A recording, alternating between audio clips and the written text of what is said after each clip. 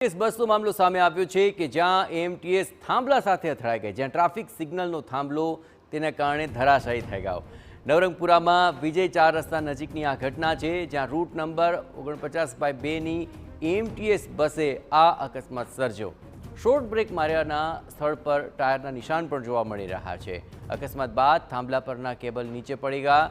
અકસ્માતના કલાકો બાદ પણ કોર્પોરેશન દ્વારા કેબલ દૂર કરવાની કોઈ જ કામગીરી હાથ ધરવામાં નથી આવી।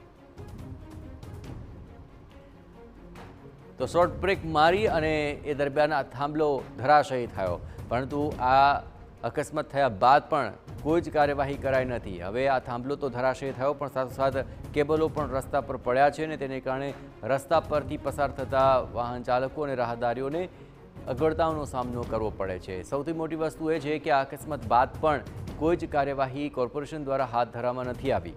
એએમટીએસની બસ થાંભલા સાથે અથડાઈ ગઈ અને તેને કારણે ટ્રાફિક સિગ્નલનો થાંભલો ધરાશાયી થઈ ગયો। એટલું જ નહીં, કેટલાક કેબલ પણ રસ્તા પર અહીં પડેલા જોવા મળી રહ્યા છે।